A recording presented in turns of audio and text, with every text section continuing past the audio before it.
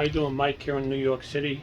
I'm here to do a review. This is the Pac-Man XL exclusive to Costco. This is the new Pac-Man XL.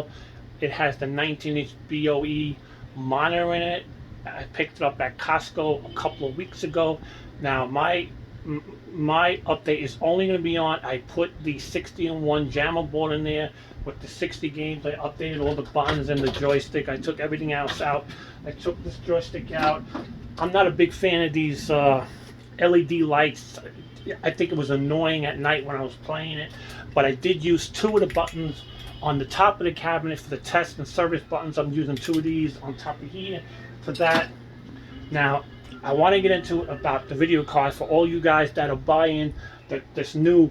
Right now, Arcade1up is coming out with a lot of these new XL cabinets right now. In 2024, there's a big list. I do not want to get into it. I'm pretty sure a lot of you already know. And these new XL cabinets all have the 19-inch BOE monitor in them. Now, the video card, it's very important that you understand something. You have to go into the setup menu of the video card and hit the menu button while the 60-in-1 jammer board is in test mode. You have to bring it up in test mode with the yellow and white boxes. Go into the menu. You're gonna have a problem with that. I had to put the monitor on a table and hook everything up. I had to put the monitor on the table because when you press the menu button, it turns sideways, and I had to turn the monitor around and all that. When you go into the test menu, into the menu on the video card while it's in test mode and hit auto detect, it's going to auto detect your monitor and it's going to go to full screen. It's going to fix your problem. That's how you fix it. And I believe that will do it on any monitor, okay, any of the monitors, because it has an auto detect feature. I don't know about the older version video cards, but the newer versions right now that they have, which are the M170 V displays that retro arcade is selling. I like to say to Shane from DIY Retro Arcade, you guys are very good. You guys have good video. I learned a lot. I learned how to do the complete mod. I connected all the wires and all that. Now, also, you see, I put a coin door in it. Now that's a real steel coin door. That's not a 3D printed coin door. I went to an old warehouse that had a whole bunch of video games that are no good no more, and I found a Dig Dug machine, which I love that Dig Dug machine, and I took the coin door off. I had the coin door, the coin box and all that, so I have it set up for coin up to play the game. So you actually have to, and now this coin box has a button here on top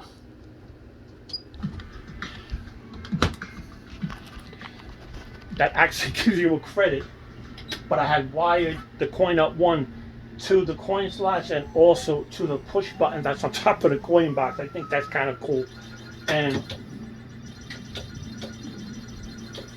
one complaint that I don't understand is the service button. When you have it in coin up and you push the service button, it gives it credits every time you put that service. I don't know why it does that, but it's not a big deal. But again, I want to say for the video card, make sure you come up in the test mode on the jammer board and hit that menu button on the video driver that you connect to the monitor, and go into the video and hit auto detect, and it will fix that problem. That problem will go away. It will go to full screen like this.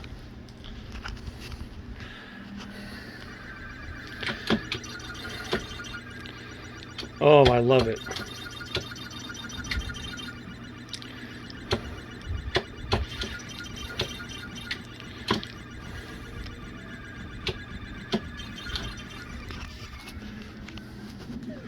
One issue that I had with the joystick, but that's my fault. When you play in the game and you let go of the joystick, sometimes a couple of times it would go the opposite direction. So if I was going down, let go of the joystick, it would shoot up. So it's making contact with those micro switches. So I just have to be careful with that, or maybe tighten up the spring in there or something, because I mean, it's not an issue as long as I hold the joystick. It doesn't do it.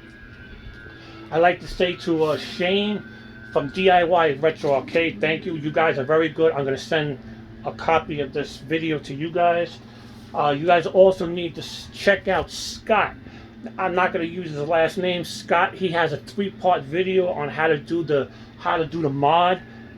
You know, I did it exactly like that. I didn't solder none of the wires. I just connected all the wires the way that jammer cable that they give you to put it on there. The you know, the cable. Everything went perfect. I didn't have any problems with that. You know, everything.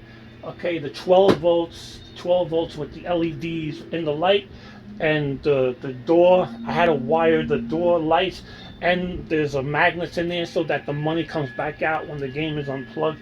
It's all wired to the power supply, so I didn't have to buy any power supply. Just the power supply that I got with the DIY Retro Arcade kit, and everything is. I did leave these 2 buttons, and I left this live button because I didn't want to have a hole there. Maybe in the future for another game, I'm thinking about, since I'm left-handed, and when I used to play Dig Dug, it had two of these buttons. I might use that, and the other one, both buttons for a fire button, so I could do switching between left-handed and right-handed. I don't know. It doesn't really matter. You know, I'm old school. You know, the Dig Dug. You know, I remember I used to work for a vending company, and I used to be the one to go around emptying them out. The Donkey Kong Jr., Popeye, and all those games they all had the wooden coin box in them, and you know that I remember all those. You know, I remember those days. It was those back in the early '90s.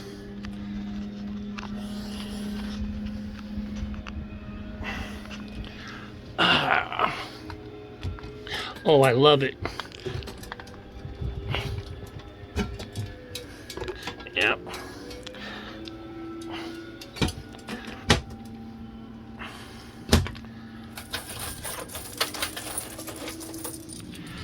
Oh yeah.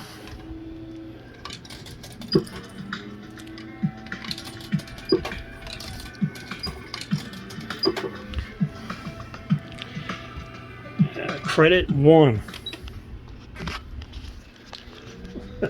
Yeah. Right now I set it up for 4 quarters. I'm going to change that for 1 credit. Other than that, it works. Can't ask for anything better than that right now.